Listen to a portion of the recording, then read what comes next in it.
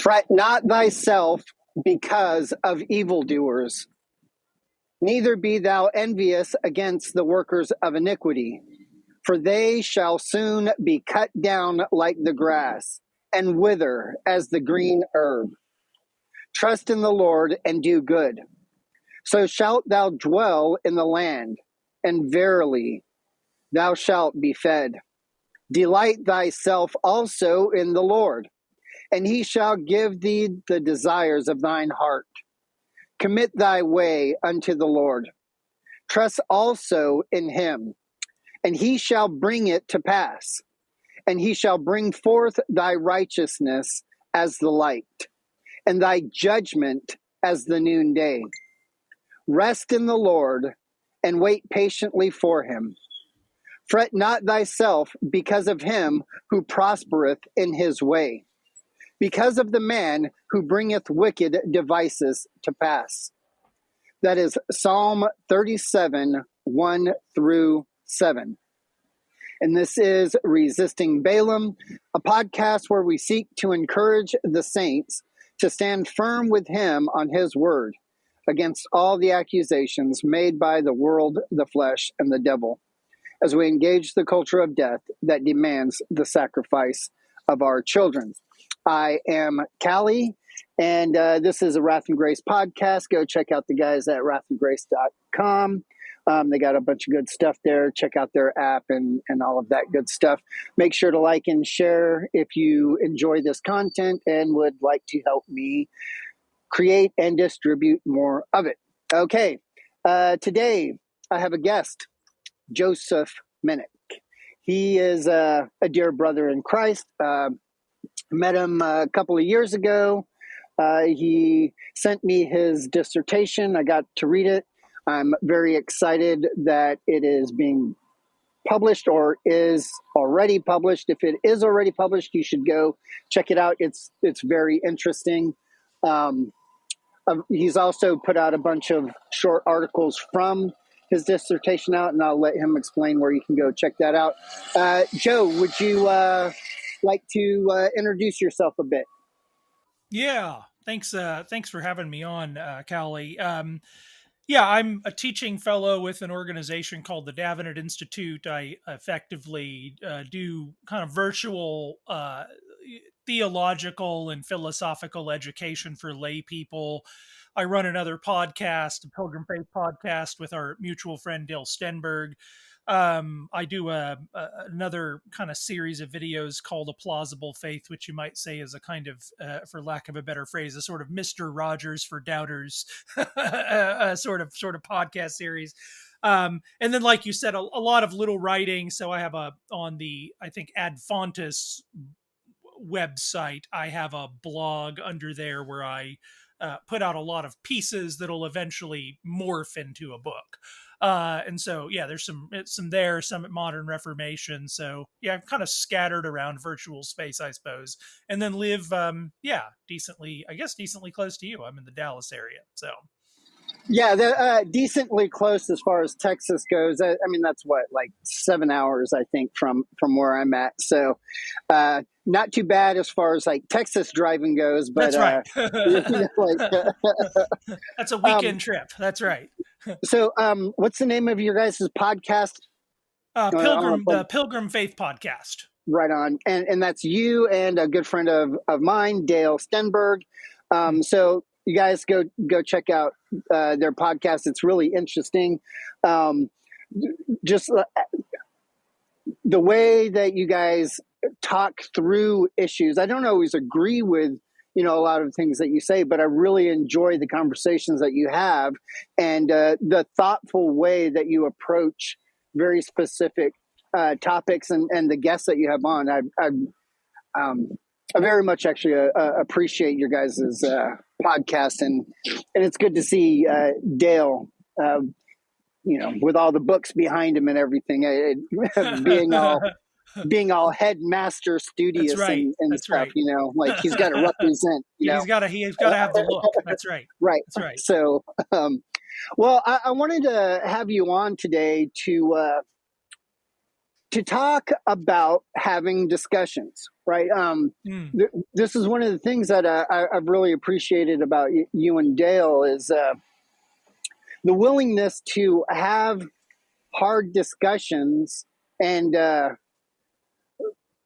want to talk about why that's important, and talk about really holding to a position or a doctrine and being uncompromising in that, but still being able to have discussions with people that disagree with you.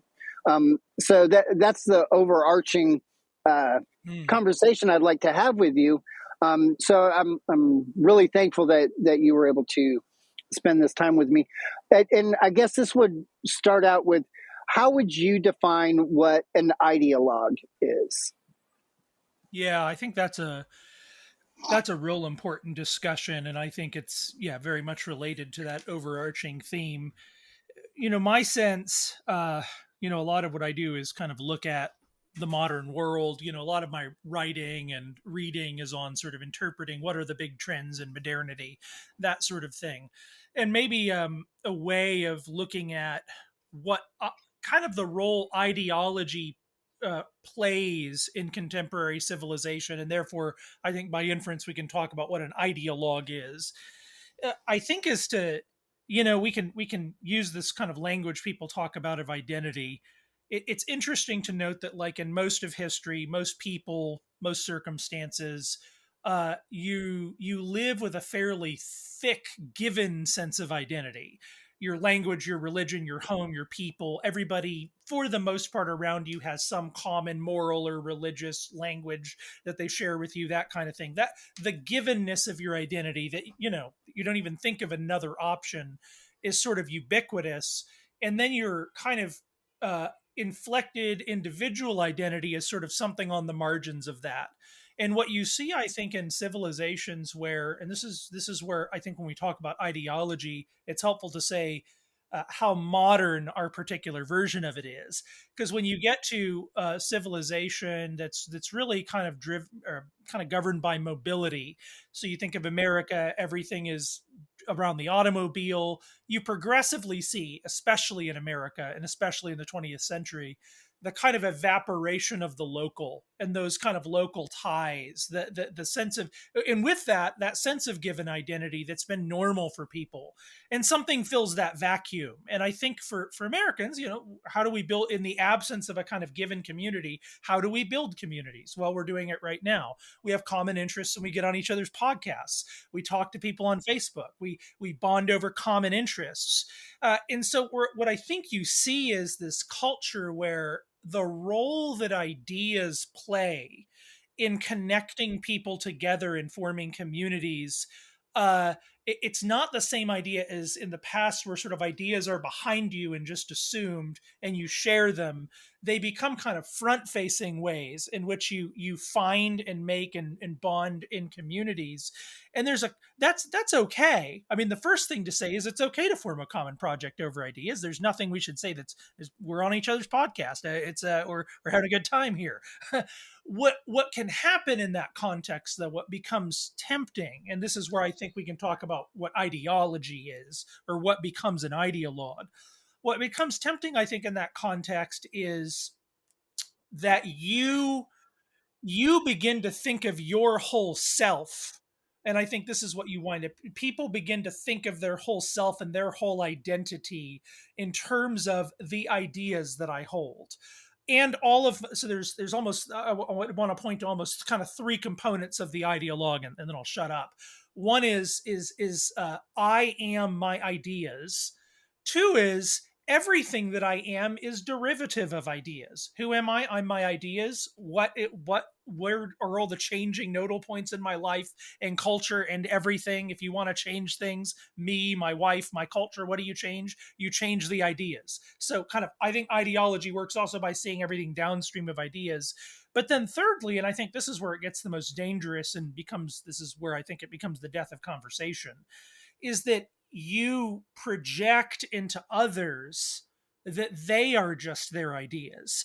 And especially in virtual space where we're always kind of in kind of one-off confrontations with people we don't really know, all you're generally seeing of a person is a single sentence on Facebook, a single utterance. And I think what winds up happening is we become very tempted to say, oh, that person said, whiteness or nationalism or whatever the buzzword is. Therefore, they're and then they become this kind of abstract idea system, and their whole personage gets reduced to that thing. That person is a Marxist. That's not a person who just said the word whiteness. That's that, and where the person is mostly what they are, and uttering the word whiteness is some like barely cognitive kind of verbal vomit that came out of them, like most words come out of our mouth. No, actually, they're really a Marxist. And then Right. all the things that go into that abstract label apply to them, and they just become Right. kind of demons. They wind up being demons. And it's impossible in that context to have a conversation because you don't negotiate with demons. You have to kill demons. Whereas Right. persons you do negotiate with. And Right. I'll stop yammering there and go Yeah. ahead. So you said a couple of pretty interesting things there.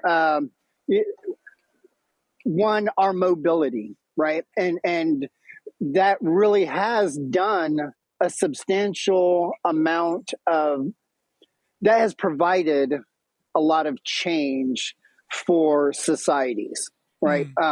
It has moved us away from an interdependent local nebulous to something where families can be states away, different countries, right? Like, Right. and I only mentioned families because that was part of this historical identity where we are given our name, we're given our occupation, our work. A lot Yeah. of this is involved Yeah. with labor. Uh,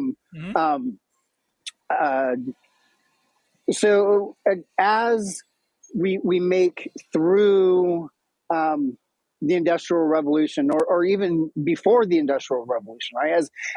As we start making manuscripts more prolific and people are able to read, and people start moving and traveling more than 10 miles away from where they were born, right? We start seeing these bonds begin to break a little bit. And like you said, in a vacuum, we want to have the ties that bind, as it were, right?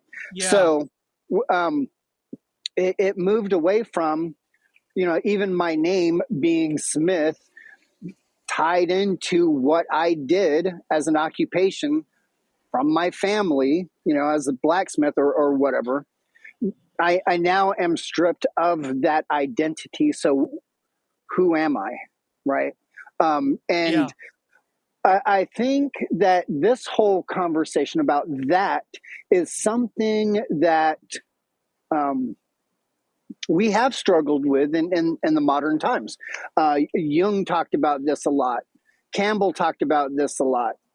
Jordan Peterson talks about this a lot. That there's something stripped from our sense of self, and we see it played out in religion. We see it played out in media. We see it played out in just like Campbell would talk about the power of myth, how that is missing, right? Because our identity is missing, right? So, which I mean, that's a whole nother conversation. But if now we're scrambling around to self-identify, how do we go about doing that, right? So Yeah. then it turns into what you were saying. we are a composite of our ideas, right? Yeah. Rather than being a human with beliefs, which is a different Right. thing. It's we're saying that what makes us human is these ideas. And if you are not in alignment, there is no toleration, and you are now a cockroach and Right. deserve to be died or deserve to be imprisoned. You deserve to be uh, whatever eugenics thing happens to be going on in the area that you're at. I mean, that was part of what happened throughout all of the 20th century, like all across the world, and we're still dealing with these Yeah, same that's conflicts. ideology. Right. The contemporary exegesis, in a sense, of ideology, and I think of somebody like Peterson on this, really does come from studying, Right. mid Right. 20th century communism and Nazism, and it's like, this ends poorly, guys. Right. Right. Yeah. But one thing that I think is problematic when we start talking about ideologues, because I don't personally think that ideology of itself is bad. When I look at ideology, I'm seeing a series of connected doctrinal statements, truth claims, as it were. Right. These are the claims that are the basis for how I operate in reality. Right. That's Mm-hmm. kind of what an ideology is. I mean, these are the things that I believe about reality, and it's based off of those things that I act in this world. Yeah. So I don't have an issue with ideology of itself. I also have a problem with an ideologue, someone who bases their action off of the ideology being true. But I do think that there becomes a problem when it's used as a pejorative, usually invoking two things that I don't think are necessarily are necessary components to an ideologue. One being blind faith, and the other is a lack of tolerance for communication. Right, shutting down Mm. any type of dissent. Mm. Um, and that is going to get us into the conversation part. But what would you say about those two aspects Yeah. That's a of when people call someone an ideologue? I mean, that's kind of like what Jordan Peterson does when he rants against the ideologue or people that use right. his arguments. What they're arguing against is a blind faith and a lack of dissenting opinions. And I would be Yeah. against those things, but I don't think it's necessary component for an ideologue. How would you Yeah. talk That's a about good that? question. I think a couple things there. Yeah, I think you're right that it's irreducibly true that everybody has ideas. You might even say a set of ideas, a system of ideas, whether that be formally and explicitly worked out or just implicitly held, and you need to you figure it out over time what you quote quote really believe or whatever. Right. So yeah, in that sense, in fact, precisely because of the forces we just talked about, this kind of evaporation of the local and stuff, in one sense, we can't help but become a bit more uh, formalized in our knowing. Mm-hmm. So, for Right. believers in the contemporary world, precisely because there's just so many alternatives to Christianity, you actually do kind of have to like know your stuff a little bit more. That's just part of Mm-hmm. living in the context. And and precisely for what you said, precisely for direction and orientation. When I talk about it, ideology and an ideologue, I think it's not about even though technically it's correlated with certain types of claims often, correlation causation aren't the same, right? Mm-hmm. uh, it's Right. really more, you can kind of, it's not really about the belief system that identifies whether something is an ideology or whether the person that holds it is an ideologue. To me, it's Uh-huh. more about the relationship an individual has to that belief system. And I Okay. think what you want, and so one way of putting that is, let's say you and I both are Calvinists. We are. That Right. helps. No. Right. You know, but one of us has a really deep knowledge of these things, and really fundamentally knows the God that is being described there, Hmm. and all those sorts of things. But then you can imagine somebody who knows the arguments for Calvinism. That is, Hmm. they know how to fight Arminians really well. The Right. question then to me becomes, do they actually have knowledge? Uh, Right. Memorizing formulas, memorizing just simply kind of the relationships between sentences, that's Hmm. not the same thing as actually knowing the world that is allegedly illuminated by those Right. sentences. And what I Right. think you have in a lot of cases of ideology, think about the protester, even the knowing protester, even the protester who could technically win a debate class or something like that. Hmm. Very often the question is the thing, nevertheless, that's coming out of your mouth a thing that you even care if it's wrong? When Right. you utter a sentence, is that a sentence you're worried might not be participating in the logos? Right. Right. And do you really? This is a weird question to ask because you'd think it's obvious, but I fear we don't ask it very much. Here's a great way to test for an ideologue. Do you actually know what you are talking about? Hmm. Do you know that that is what that Bible verse means? I don't mean do Hmm. you say that you know. I don't mean do you Right. have arguments for it. I mean, do you Mhm. know? And the Right. answer most of the time for most people with most things is not really. You have decent No. reasons to think what you do, but like we know some things more than others. Right. And we know Right. something, and I think the alternative to an ideologue is not the person who doesn't have the system or claims, but there's, I think what you just said, there's a kind of, I mean this in a very specific sense, and I think you'll catch it, but there's a kind of loose handedness about me. It's not that I don't Hmm. care about the truth. It's that I'm just a guy and I Hmm. can be corrected. And how much Right. do I firmly grab the truth? And I'm passionate Hmm. about the things that I think, but there's a fundamental openness to uh, my need, like you just said, my need to be corrected, my ability to correct you. And I Right. think an ideologue is always, there's rather a tendency to think of everything in terms of the reduce all of the phenomena to the grid that's in my head.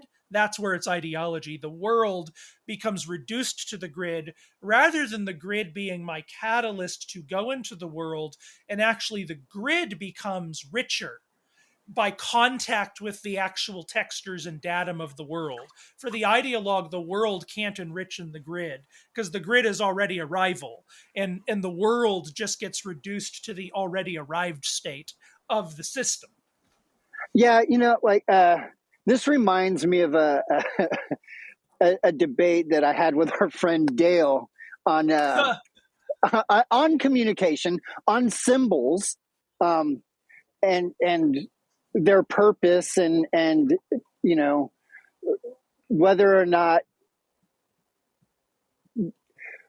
the whether or not the symbol of itself is reality or just communicating an idea, right?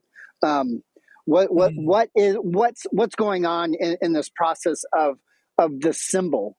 Does the symbol create reality, or is it merely illustrating what already is? Right? Is it transferring the data, as it were, mm, of the true, right? Whatever the true is that we're talking about, and that's what you're saying when you're talking about reality and this grid. The, the grid that you are using might very well be true, right? That like it, meaning that there's no error in the grid that you're using, right? The algorithms, as it were, that you're using to right. filter it in all of the stimulus that you're seeing, hearing, touching, tasting, all of that. But is it and it, for the type of resolution that you are in, walking around every day, it's accurate. But is it the full complexity of truth itself? And we have to say the answer is no, right? So how accurate does that ideology have to be for you to be able to walk around as a human today and interact with people as other humans? Do you see Yeah. what I'm saying? Like Yeah.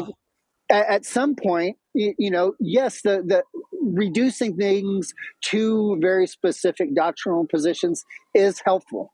Yeah. It keeps us from getting killed every day. Like Yeah. it tells us what things we ought to eat and which things are going to be Yeah. poison. It prevents us from taking unnecessary risks, and it encourages us to take risks that benefit others around us. Right? Like Mm.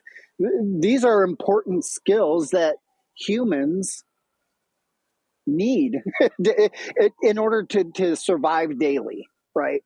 So Mm.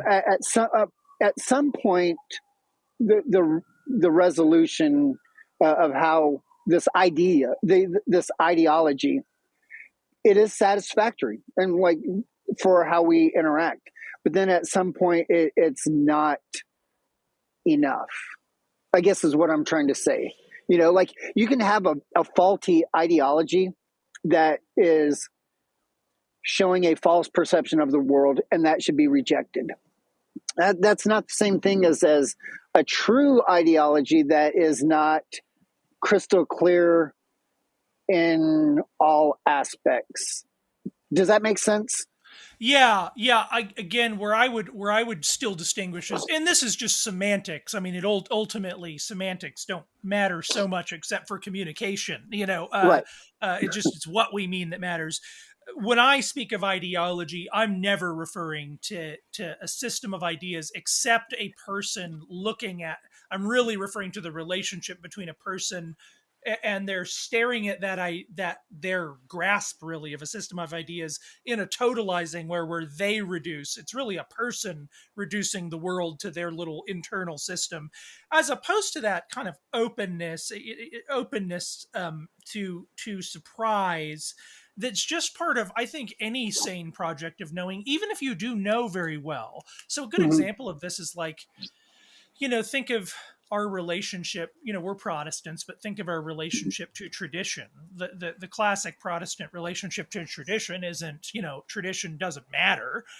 Tradition does have Matters some, very much. yeah, it does have some authority. It has some weight. You defer to it in some ways, like, hey, the Mhm. whole collection of the churches thought this thing, probably I Right. should think that thing. Now that does not mean, Or and at that least not exists. discount it. Yeah, exactly. Right. That doesn't mean I know any of those things Right. personally, but that's just true of, like, this is the thing, like, this is literally how we live most of our lives, like you just said, Mhm. moving around in the world. There's a lot of things we just kind of like figure. I reckon Right. this is the way it works out, and you move with that until you don't anymore. Right. There's a Right. lot of our thoughts, our interpretations of scripture that are in that bucket, and that's just life. That's just okay. Right. And I think one way of putting this, perhaps, that a friend of mine shared with me that I think is orienting.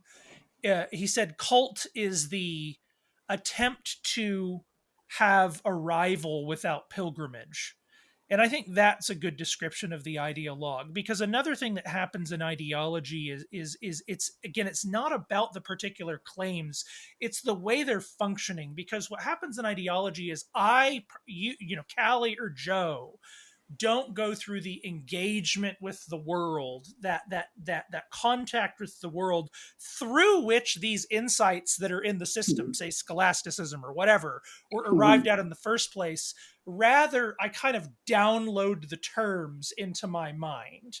Mhm. And I consider myself, having gotten the download, to have just arrived and to know, and I can kind of speak about the entirety of the world because I got the answer just sort of given to me. And what I think kind of cult does, in a sense, is it says, here's certainty, which we all want. Here's a rival. Here's the system that will make you feel like you can understand modernity and all the things. But it actually, people still doubt within these systems. They still have all the same existential crises. They still worry when they go to bed at night about all of the things. And I think what a kind of non-ideological approach is, again, is not that it's not after confidence. We want to be confident. We want to speak boldly from the things we're confident about. But Mhm. to become confident is something that happens in the context of a whole life. That's really the thing, is it's not really to fully possess truth. And this is really just a Christian claim. To fully possess the truth is not just to get the mind to be able to utter the correct sentences. It's to get the whole person positioned Mhm. correctly before the reality that truth is pinging at, and to be Right, transformed through that adequation, such that I can right. carry that to the world. Yeah, and that's a really important thing that you just said, and I want to get back to it in a second. But before we do, I have to go to our sponsors real quick. Go check out the Reformed Man and the Joyful Patriarchy Wife. It's no secret that true masculinity is being lost. We are attempting to recapture the essence of true godly manhood, biblically balanced just as the Lord intends it to be. We do this by highlighting the interest of the everyday man and pointing them to real wisdom only found in the gospel. One of our top priorities is to shine light on and support ministries on the front lines battling the evil deeds of the flesh and Satan. A portion of all online sales go to ministries such as Resisting Balaam and Bridge Ministries Laredo to further the kingdom and bring glory to his name. So who are we? We are husbands. We are fathers. We are sons. We are friends. And we are brothers. We are Reformed Man.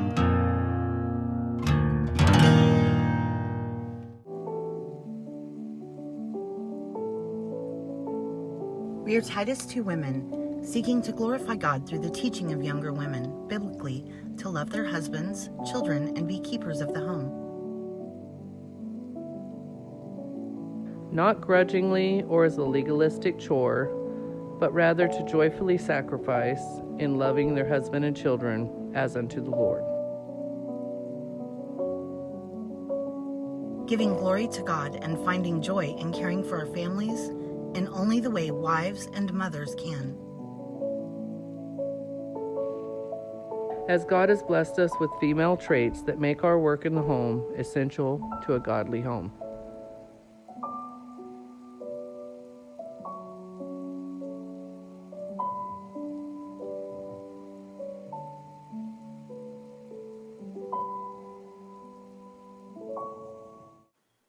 Okay, we are back from our sponsors. I want to thank them for helping me to continue to create content like this, talking with my friend Joseph Minich. He is a podcaster, a teaching fellow, an author, father, all around good guy. And we are talking about ideology and conversations and discussions. And you had just got done talking about ideology being more than just a series of doctrinal statements. And maybe that's part of where my hang up is in this whole conversation, because that is what I think it is. Like, here's a series of doctrinal statements that are either true or false. If the statements can be verifiably false, then something's wrong with the ideology as a whole, and you got to tweak it a little bit more or throw it out. But you're talking about this relationship with the doctrinal statements, how it's more than just a changing of your mind and this intellectual assent to propositions, but it's a living in light of those propositions and the transformation of us as corrupted image bearers of God, and how do we, being restored, in Christ. So what does that look like now as far as how we image him, right? Here's a good example, maybe to clarify what you just said. I assume your listeners know you're a Baptist pastor. Right. Okay. So, take a 1689, say, confessional subscription or something like that. That's a Yeah. thing in some Baptist circles. What that can mean is uh, I've studied the scriptures in the world and theology, and this is the system that to me is the confession that is the most faithful to scripture. And so this is what our church uses. What I think most of the time when people take that approach to the confession, there is a part of them that can say, okay, look, the confession is 30,000 words or something. It's a big document, especially when you add the catechisms. I am very confident about a bunch of lots of things in the confession. There's lots of doctrines and lots of pieces like I know the arguments for, but it's not a thing that I can say I know that well. Like just because like the truth is I haven't exhaustively studied literally every single one of these things. Right. So what I do is I am part of a community. I defer to it. I think probably if I did study it, I'd probably arrive. I have a good guess that I'd arrive about where this confession arrives. Nevertheless, what another approach somebody could take is, oh, I subscribe to the 1689 confession, and this gets at the relationship to the propositions. Therefore, all those propositions are true. And then they act in public space as though their possession of that system is sort of absolute in its state of knowing. In other words, Right. the way the affect is, I am speaking from an angelic position of certain knowledge, and I'm speaking to you as to the ignorant because this is the system that has. And the thing is you can look at that guy and just say, like, you don't know all of that. And that's where you see the ideologue.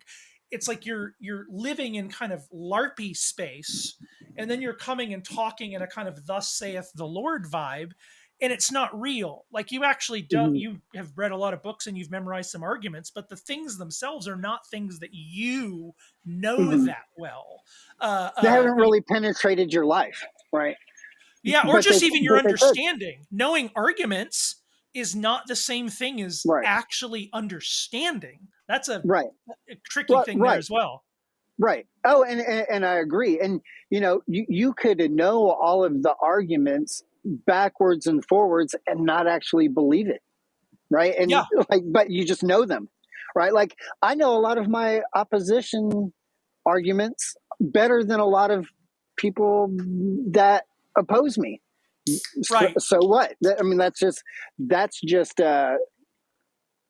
those are just words, and like it's helpful because then you could like tear apart different propositions and show where they're either correct or incorrect. But that's not the same thing as having your mind changed, being brought into conformity to Scripture by the power of the Holy Spirit, having your mind renewed, where you literally have the mind of Christ and are being transformed into his image. Okay. Right. Now that's what I want to get to is that imaging God. What does it look like to be a human not corrupted by sin, which is what we're talking about, right? We're talking about imaging our Creator as we were intended in creation. What our telos. Okay, so having that in mind, knowing that it is the Spirit of God that transforms our mind, right? Like pulling off the scales of our own sin and the way we view things around us sinfully. That's being brought into conformity to Christ's mind. And I would argue that there are some very specific truth claims, but they're not as rigid as I think a lot of people like to believe that they are. It's kind of like jazz, right? You got basic or any kind of music, really. You've got basic fundamental rules, and then it's like, okay, with those basic rules, have at it. That's freedom in Christ, right? Yeah. Right. Don't have any other gods before me. Okay. The Sabbath, the adultery, unjust killing, coveting, all of these things. Okay. Those are the boundaries, as it were. Okay. Now with those basic ideas, go live your life and interact with other humans that are doing likewise, right? But we live in a fallen world and we're corrupt. So how do we then engage with each other as if we are imaging God properly? That's where I want to get to in my conversation with people, right? Recognize, okay, you're an image bearer. Let's start there. You are a human that bears the image of my Creator. What does that mean as far as like how I am to engage with you? How does that, just that simple idea, how does that penetrate how I live my life? How do I interact with my children, my wife, my enemy? That's a beautiful, I think that's a perfect question, and it's the one that I think everybody needs to be asking, because this is just straight up Lewis to me. One of the things that I think makes Lewis such a powerful writer, and it's so funny, we're all over the map in Christendom these days. You and I disagree about a number of things, right? And and that sort of thing. But Lewis is such an interesting ecumenical ground for people because everybody kind of likes him for the most part. But I say that, but. Christian's favorite heretic. What? Christian's favorite heretic. Christian's favorite heretic. That's right. I think there was, I remember a paper at ETS. There was a guy named John Robbins who was persuaded that everybody was unsaved, basically. And, I think there was like an ETS paper along with, did C.S. Lewis go to heaven? That kind of thing. And he didn't get a good answer, I don't believe.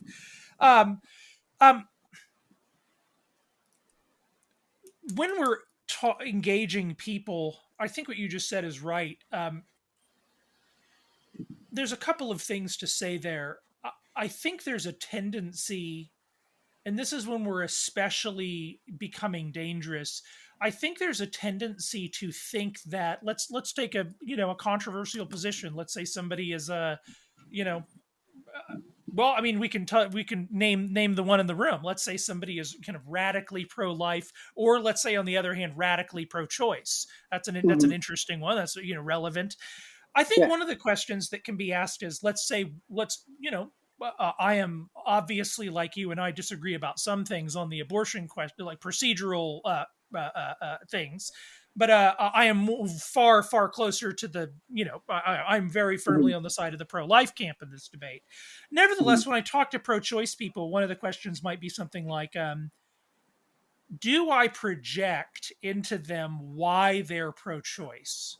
In other words, so very often what happens in a dialogue is I think the view, you could say, is demonic. I have no problem saying a view that it's okay to do such and such to these fetuses is a demonic view. A question then becomes, are they demonic? Right. Why do they hold that position? Why do they think that thing? And I think once we go there, what you find, and what do they really think? What do they really think? Yeah. What's really going on? And I think once you do that, I don't mean there's obviously you have to have the conversation where you're talking about a hard thing that's uncomfortable and difficult. That's real. That's just living in the real world where we love each other with the truth. Nevertheless, I'm not. They're not just an instrument of my crusade against a talking point. That's a full human. And so when I encounter them, exactly what you said, when a face encounters another face, an image of God, a co-ruler, that's really how we ought to think of it. Somebody whom God has put on this world to reign over it, like myself. A reign that I share with them in common in some ways. Right. I am a co-king with their kingship, and I am having court with them, with all the regality involved in that encounter, rather than just reducing them to an instrument so that I get to score in my own consciousness, that I owned somebody in a video or something like that. And this is where Lewis's rhetoric is interesting. When in Miracles, when he tries to persuade people against materialism, what he does every single time he makes a correction on somebody is he owns the error with them. So he says, I understand why somebody thinks this sounds ridiculous because of this, because I used to think that. And then he kind of walks through it. He's never just working with shame. Oh, you idiot. Oh, you this. Oh, you that. Just totally in the abstract. And I think it's important even in the New Testament to note, most of the time when Paul is doing that, even, it's not an abstraction. It's not just Paul knowing one thing about a guy and then writing mean notes. There's lots of information. There's lots of reading going. It's a much more robust encounter when Paul actually pulls out the fists. And I think, that's a long-winded way of saying, right, seeing people as whole persons and seeing persons. This is the other, I think, key. People are bundles of contradictions. You're a bundle of contradictions. Right. Your viewpoints, that's the other thing that's funny about talking about, I think, our systems. It's like your systems are full of holes that you don't even know. Right. Everyone's are. And if you don't think that, that's just hubris. You're a human. You're not special. Right. Well, and I need you to point them out to me so I can figure out how to plug that hole. You know what I mean? Or that's walking through life. That's sharpening one another, right? That's. But as we interact as humans, bouncing off of each other, engaging with each other through this life, as a Christian, if I'm interacting with another human, my interaction with them is doing one of two things. It's either drawing them to repentance, or it is coals that they are heaping on their head. It's only one of those two things, and I don't get to choose which one of those things it is. So I ought to view all of my interactions with other humans with a sense of compassion, like for the lost, or for myself. I'm like, even believers need the same gospel as the unbeliever, right? Because we are not there yet. Right. We are still being sanctified. We still need that same repent and believe the gospel. So I try. One thing that I try to do is within my engagements with people that I disagree with, whatever the topic happens to be, sometimes I do think it's important to own them. I do. I think it's important to show the ridiculousness of whatever ideology we happen to be exposing in the context that we're discussing. Shut the mouth of the fool, I think, is a good thing to do. Sometimes I need my mouth shut too, right? I need to be like, you didn't think about that, did you? Oh, yeah, you're right. As a matter of fact, I didn't. Okay, that's a good one. I'm going to have to think about this, right? That's how we grow. Right. But I need to evaluate without too much navel gazing. What is the purpose of my interaction with this person, right? Am I trying to build myself up, or am I really trying to help this person and people that are watching arrive to something? Am I trying to affect some real change in this person or in people around us that is for the good, for the truth, for the beautiful? Or am I just trying to slay a makeshift dragon as a coup to put in my own cap? Right? That's two different things. They're a scalp. Right. They become a sort of rhetorical scalp for you, and therefore you're ironically instrumentalizing the image of God, which is and I think it's one thing worth saying, kind of maybe bringing something full circle, about talking about the era of mobility, is that even in a town, even in a place where, like Dallas, right? I have a lot of family members here, but they're in driving distance. They're not in walking distance. By the time you get an automobile, take churches, you go from a situation where there are 2 to 3 churches available to me within walking distance to 3,000 churches in driving distance. And Right. what that inevitably does when that is writ large in a civilization is not only does the local tend to evaporate, but if I'm going to reestablish community, it's going to tend to just have to be something I choose. And what winds up happening is my encounters with other humans, say at the grocery store, in my community, etc., they're very one-off encounters, and they don't exist. This is really getting back to the point about persons. They don't exist within like overlapping networks and circles of trust where, in a small town in 1920, you go to the grocery store, go to church, work, and whatever, and have the town, whatever, with all the same people.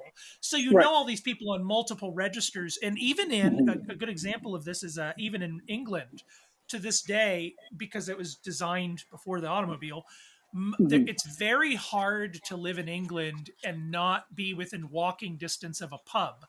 And just that fact makes politics season in England much more peaceful than politics season in America, because most people go to pubs and they argue about politics at pubs. But when you argue about politics at a pub, you're also talking about the rest of life. You're drinking beer. You're near bodies, and so the person with that other view is not this abstraction who's literally the only thing I know about them is, they believe in abortion or whatever, something like that. I know them on all of these registers, and it's like, he's an idiot, but he's all right. It's kind of like that's how working class guys got along for like generations. He's an idiot, but he's all right. Right. And if you can't do that, if that's not a possible move for people who feel strongly about the things that they believe, the only end is waiting for one side of the population to just be totally gone or marginalized. Right. Well, and look at what happened to Rwanda. That's exactly what happened. The Dutch leave and the Hutus and the Tutsi, kill over 1 million people in 3 months. Look at any other eugenics projects that we have going on. We tend to dehumanize other humans that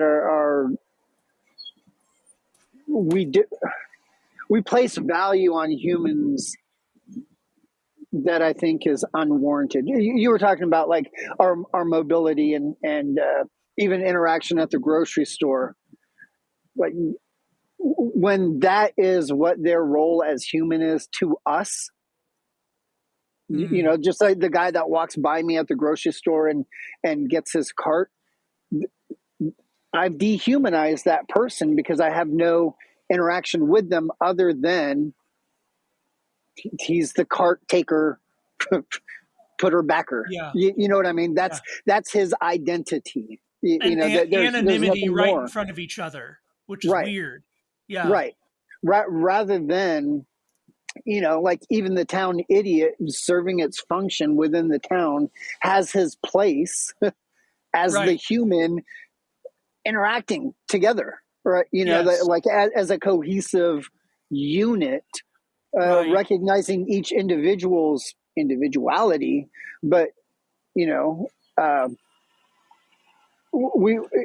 this has made us lose sight of a collective gathering of humans, and I think that's pretty unfortunate. An example that I think of that I think really helps is to think of I mention this guy all the time to folks, but Daryl Davis, this African American jazz musician who was persuaded he's persuaded 200 people to leave the KKK over the last 20, 30 years. And it's very interesting because you could imagine if he was thinking the way I think a lot of us think sometimes. You think like, what conversation? I almost want to I'd love to meet him one day. But what conversation does it look like when you say, "Hey, I'm going to go talk to all the folks in the KKK"? You know, Mhm. I always want to imagine people saying, like, that just sounds like the biggest waste of time. Like, what, like Mhm. their ideologue, they're demons. They're Mhm. so given over to this view. It's so extreme that how is persuasion possible? But what persuasion was is it wasn't just getting together to argue. He did argue with them. He's very bold. He's very punches them right in the face if he needs to. But he got together for breakfast with a lot of them for years, and it was a relationship. He built a relationship with them, and the force of the relationship and the long-term placing of the seeds of ideas along the way collectively just they couldn't live with the cognitive dissonance and they came out of it. But it's Mhm. interesting to think, like, if a lot of people hear things like this and it's like, oh, you're just saying be nice when the enemy is at the gate and we need to be shooting. It's like, no, first of all, we don't fight against flesh and blood. We fight Mhm. against higher things. In principle, any human faces my brother, a son of Adam, who I ought to hope, believe all things, hope that I can win. And only Mhm. if you hope that maybe that God could bless the desire to win them, will we go through the relational risk and put ourselves in the circumstances that God then actually Mhm. blesses. Like, again, this guy persuaded people. Yeah. uh, And I think there is a place for that, though I don't think that it's necessary. And like, here, let me give you an example, sure. right? That there is. So I think that the average pro-life doctrinal positions, I think, are satanic. I think the positions themselves are demonic. I'm not saying that the person that holds them is the demon. I want to attack the position that they hold and win them over. Forgetting even the my own garment. With compassion, deal with them as a person. Yeah. But I do think that doctrinally, the doctrines themselves are satanic. Okay, that said, there have been pro-life apologists. Their paid job is to train people how to argue and defend their doctrinal positions. Will not engage with me to defend their doctrinal positions against my objections, nor pose objections to my doctrinal positions, Mm. even though that's what their paid job is. And instead, this professional apologist wants me to go have coffee with him over a couple of years to build this relationship and trust so that he can start discussing these doctrinal positions with me as a person. Sure, okay, I'm willing to go have coffee with him, Yeah. but my interest is not really to have a friend. Sure, I don't mind being friends with you. I'm not against it. Right. You know what I mean? I'm not. But you're Um, engaging publicly with a public statements, and that's a right, different space. Yeah. right. So, um, and your job is to defend your position. Great. I want you to defend your position. Please do that. That's Right. how we work through the details of where we all need to shore things up. It helps me articulate my position better. I want you to tell me what it is you actually believe so that I'm not putting things in your mouth. Right. But your excuse is somebody was mean to me 15 years ago, 10 years ago. So I'm going to demand that you go and have coffee with me so that we can be friends, so that at some point in the future, we might get together and talk about these doctrinal positions. That's lame.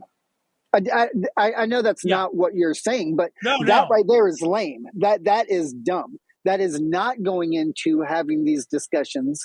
And I think mocking that type of person is warranted. Not because I want to mock that person. What I'm mocking is this arrogance and confidence of, that's the ideology that you're talking Yeah, about. there can be And such an aversion to the, because and it's worth saying this out loud. And it on the one hand, it's like it shouldn't just feel easy to have these conversations. They're hard, and no, that's a fellow human. It is a right, hard conversation to have, so it makes sense that there's a little aversion to the discomfort of that. But you're right. And I think Daryl Davis is actually a good example here, because his getting together for breakfast with them uh, immediately had to do with talking about the things that he was disagreeing with right, them about. In fact, right, it actually started, it became, he persuaded them to leave the KKK. It started with, I just don't get why anybody would be in the KKK, and I want to go to breakfast and have you tell me why you think that. It was a right, curiosity about humans, and I right, really just want to understand this because it's crazy to me. And then it turned into relationships, because people, as it turns out, like to explain themselves. right, uh, right. and so Yes. like, yeah, I definitely don't mean sort of work on the relationship first and then maybe we'll eventually get to the ideas. I actually think the relationship and the ideas, Dale, my friendship with Dale really started this way, our mutual friend. I really think it's both. It really, what you're doing is you're just talking about ideas because you want to. That's what's going to make you Right, and me, or me and my friends, come together. But you're doing it as kind of this whole conversation is suggesting, as full humans. So it's like, I do want to talk to you about ideas, but I tend, I'll say that I tend, when I am talking about intellectual things with people, to try to have as part of the conversation, at least a piece of the conversation, is me asking them questions just about their life, so that I can mhm, get to know them, and begin to, over time, I can begin to over time come to understand, okay, I'm arguing the entire time I'm debating, but I'm getting a sense like, okay, this person thinks that, they think that, they think that, they think that. I'm beginning to see patterns, but I also see their life. This is their yeah, story.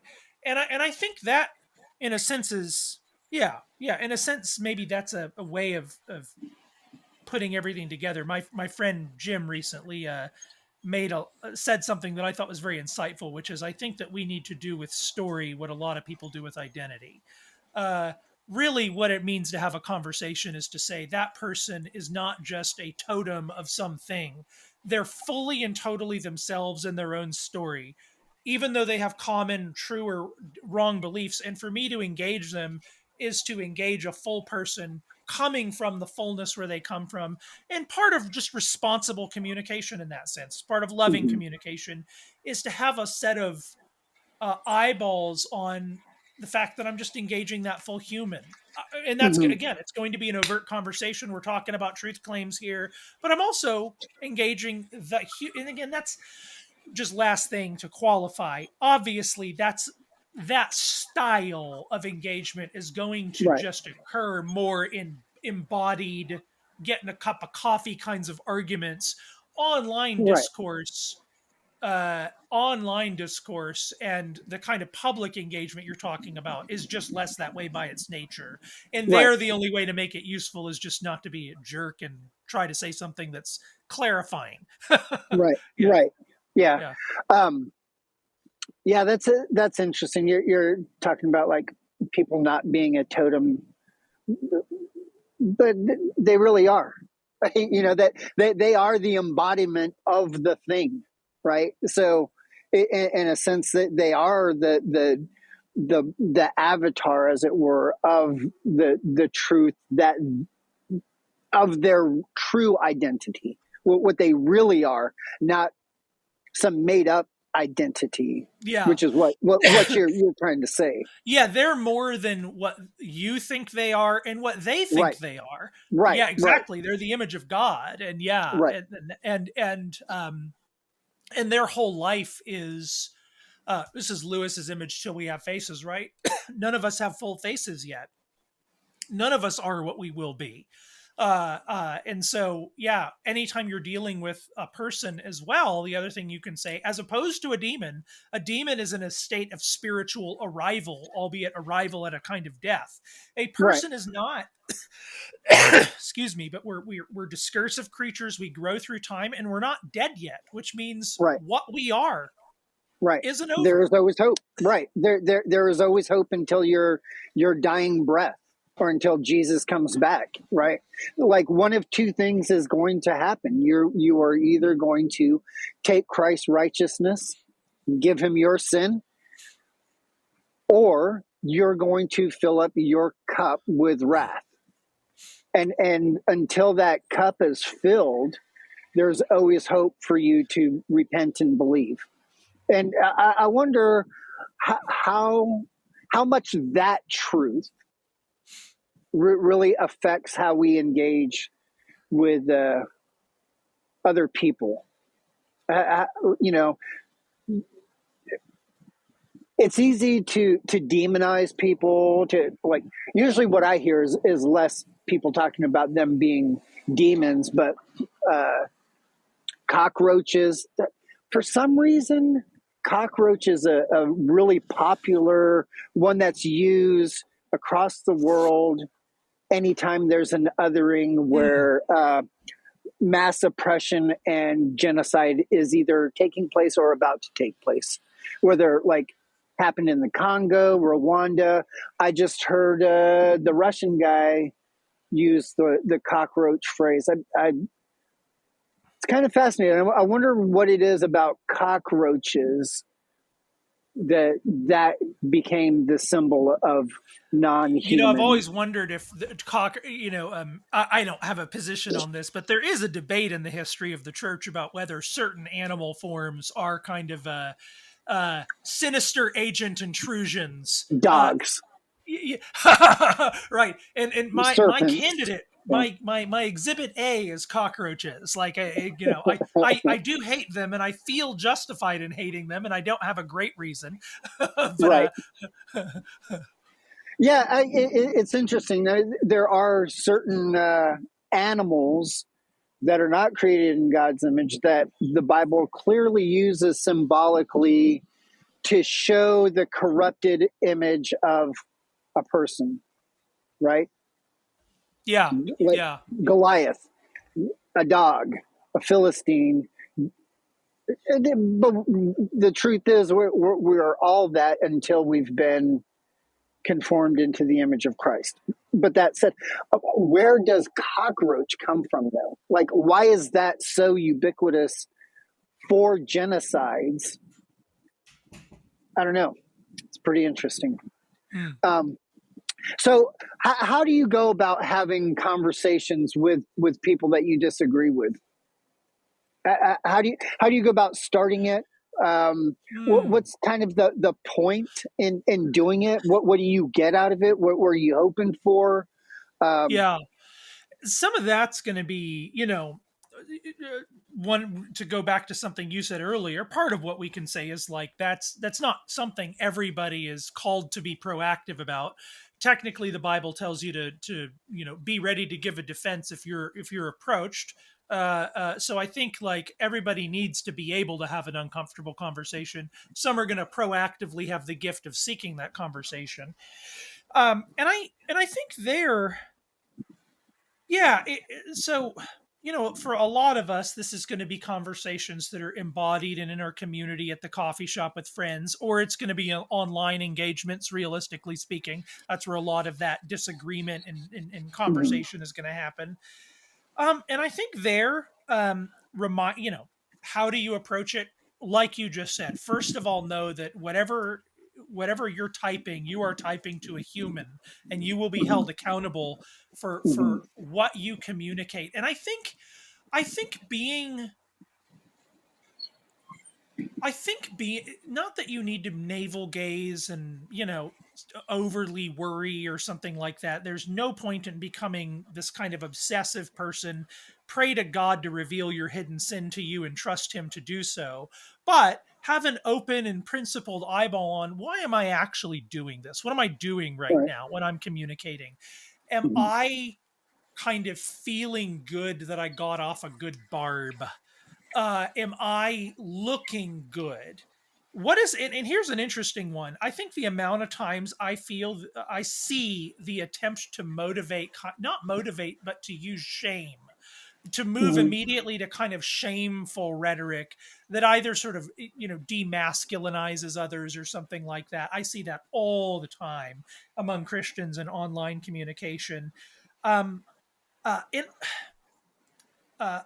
I think that what happens online in most conversations I see is that young men become irreducibly tempted to self-script themselves as sort of like truth crusaders, and it's scratching an itch of having a having a participation in the war, that is perceived to be going on, that again ultimately I think is a little bit larpy, because it's not that it's not on the other hand, if you really do feel like there's things out there I want to persuade people, I feel like we need to go do this persuasion thing, and I need to have conversations about difficult things, go do that, and just do that humbly. I mean, I don't know what else to say about that. Do it humbly in the sense that you say, hey, it's vulnerable, it's hard. Hey, here's what I think. One thing, so I, as opposed to, I think you and I probably start from the opposite ends of the spectrum here. I tend to Mhm. be the timid guy. It's hard for Mhm. me to walk in the room and say what I think. And one thing I've had to learn to do when I see an error is be the guy who can kind of walk in say a forum or something like that, or online Mhm. conversation, and I can be the guy that come in. I tend to be nice about it, perhaps, but I can come in now and say like, "Hey, I think this is wrong and this is correct, and here's why." And you can say it Mhm. very, very overtly, Mhm. but I'm doing that. But I'm open to your correction, and I'm doing it in part because at my best, at least, if I'm in as much as the Holy Spirit is operating, I think, I hope at the best it's done from a spirit of, I actually think this will help the room. Like, in other words, Right, this right. is good. Not just the person, but the Yeah, whole yeah, this room. is good. Right. This is good for the soul of the person I'm talking Mhm. to. I think also, Mhm. God help me, Lord, if I'm doing this because it's about me, show me that, Lord, Right. please. But I'm doing this for the soul. And even if they don't get it exactly what you just said, right? Other people have this question. Other people are probably thinking, I wish somebody would speak up for X, and but Mhm. I don't know how to do that. And then you kind of help them as well. And so I think all of those things are operative. It really is humility, and to Mhm. some extent this is just I think would have developed naturally. It's interesting we're talking about this, and it's in a way we're all of us are deeply in need of like remedial basic human education about what it's to be a man and a woman, for instance. All of us, even if I don't just mean because Mhm. of transgenderism, I mean because of our, you and me, our Right. actual experiences of being men and women require weird level remedial calibration in our culture. Right. And I think just having an ordinary, hard, tense conversation between two humans that don't freak out on each other, human Yeah. beings for most of history have just been able to do that because of the common bonds they've held. We don't have that ability, and so we kind of have to train ourselves to do it. And I think that that's hard, but that's okay. But yeah, in a sense, it's just recovering very basic arts Right. of humility and openness to surprise, but also, hey, I can speak for myself. I can be confident and say, hey, I think that's a Right. weird idea. What about this? Yeah. I mean, like when you're talking about humility, that does not necessarily mean that you cower down and give in to everything. That's not what you're saying. You're when you're saying humility, you're Don't take Jesus yourself was too humble. seriously. Right. Yeah, Right. you're just a Like dude. so. Um, go home, love your wife, love your children, love your neighbor. You know what I mean? Like, quit acting like a bumper sticker when you know the bumper sticker is not even true as far as pithy statements go. You know what I mean? Yeah, Like, yeah, how about you just go go image God on Tuesday, wherever you're at.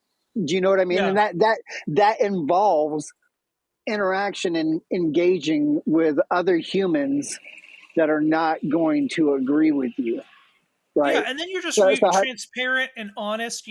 I think Christians are going to have to develop the ability in our civilization to say, hey, like not get triggered about things. That's hard. Let's all admit that too. It's also hard not to get triggered about things, but develop the ability to say like, hey, this is my position on the thing. It's not because I hate you. It's actually because I love you.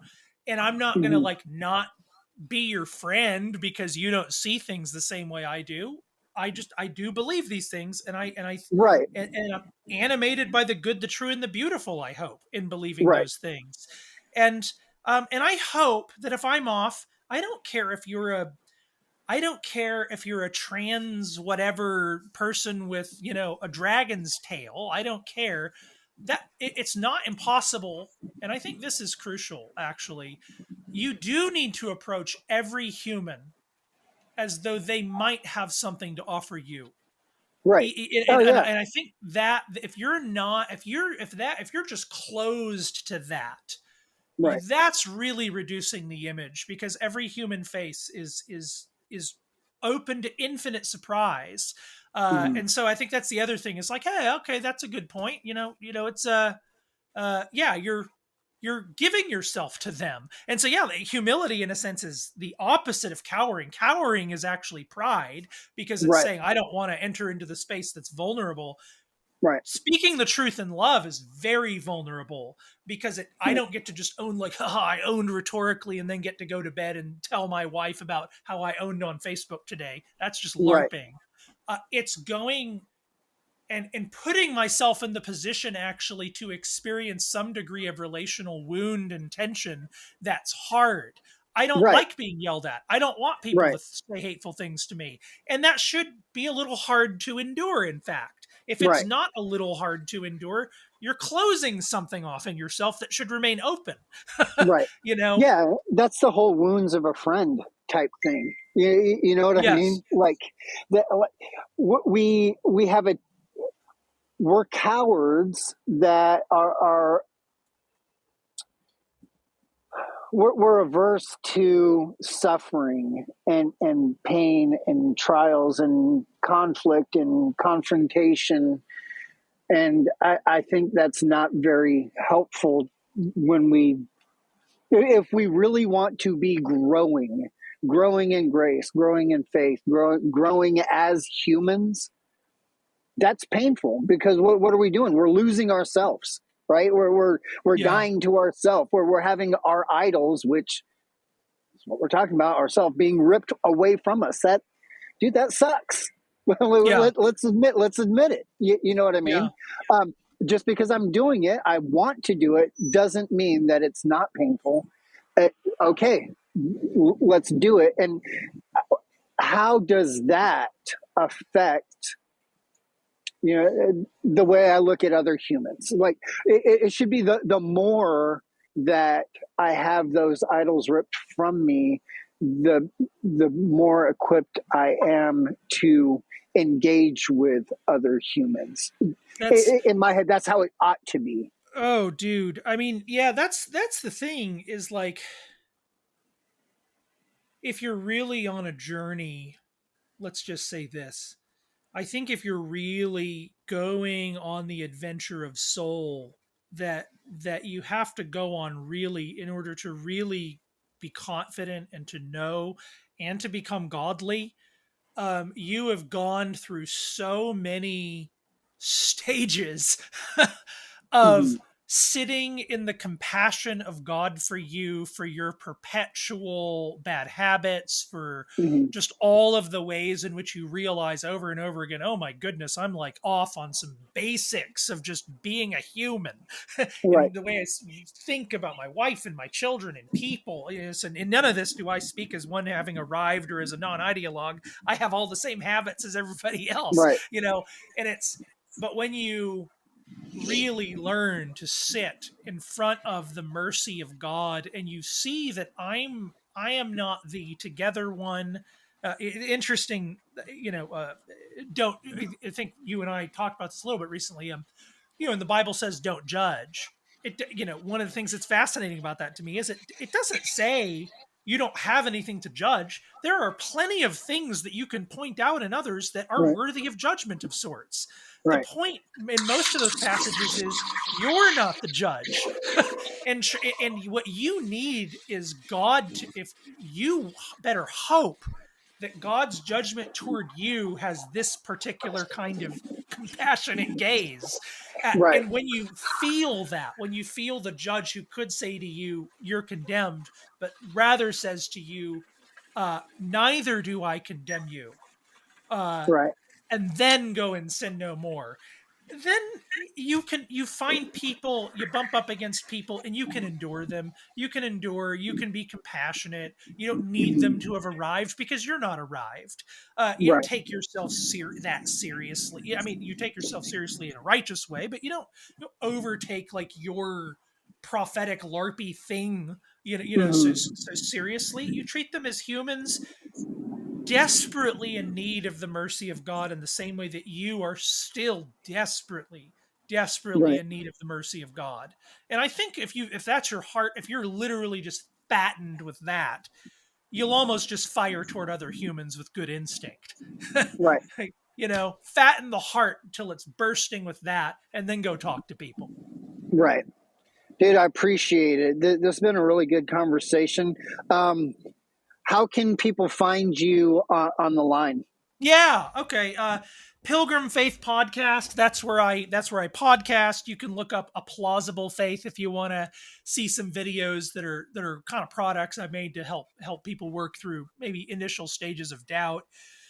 Ad Fontes blog, I think you can look up my name on Amazon if you're interested in longer, book writing projects.